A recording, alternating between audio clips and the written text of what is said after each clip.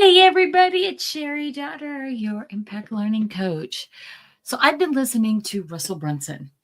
Russell Brunson is the owner of ClickFunnels. For anybody who is a teacher in the classroom or an occupational therapist, you probably have never heard of him before.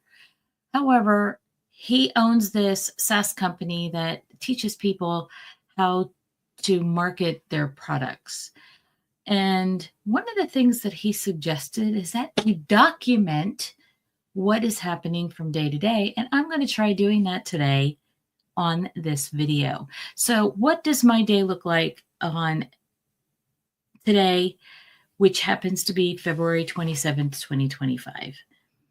Well, I want to take you back to 2016 when I first started this journey. This journey began with me feeling defeated, me feeling a lot of alienation from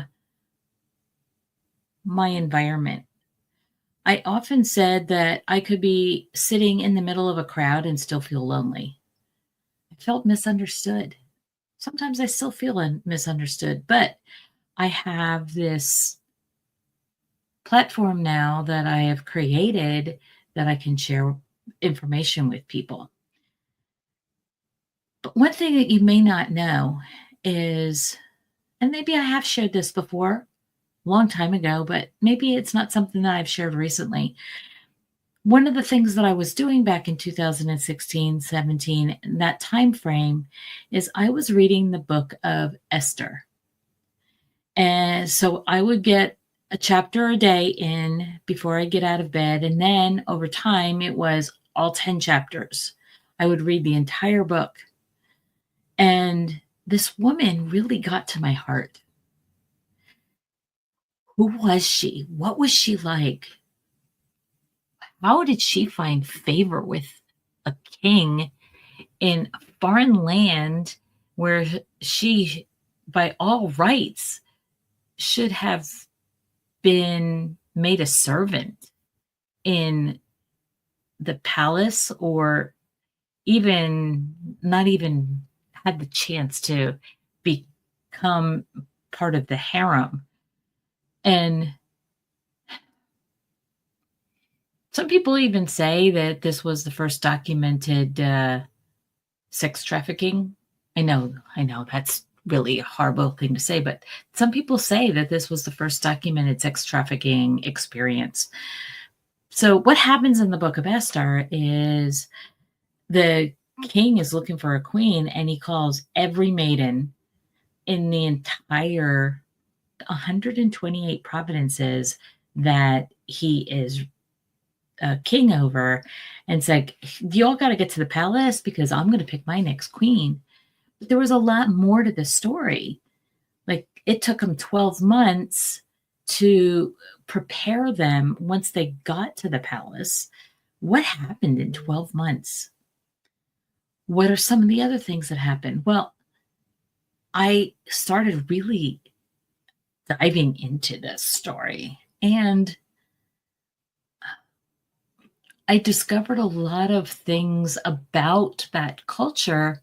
One that kind of has the precipice of the way the people that live in that area of the world today live, because of the chain of events that have happened since then. But she also had this wisdom about her. And that's why I have Esther Wisdom up in that corner, because she had this wisdom about her that just blows my mind every time I read anything about the way she approached life. And so what I've done is I've written a book. Yeah, I've written another book. This time, my book is a historical fiction book, and it fills in the blanks between what happens before and what happens today with the Book of Esther, and how her life could have affected those around her. And she lives with her uncle. Well, what happened between her and her uncle? He was a scribe for the palace. What does that mean? And so I had all these questions. And you're thinking, okay, so what does this have to do with writing? What does this have to do with mathematics? Wait till you hear more about this book, because I have been taken all these things and all these ways that I am helping people with learning how to write and learning how to incorporate concepts of math into their treatment plans.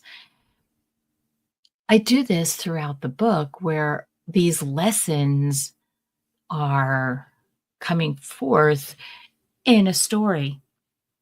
And so I just wanted to share that today instead of really going over what I had originally planned, which was how to make math stick and help how to keep writing sticking.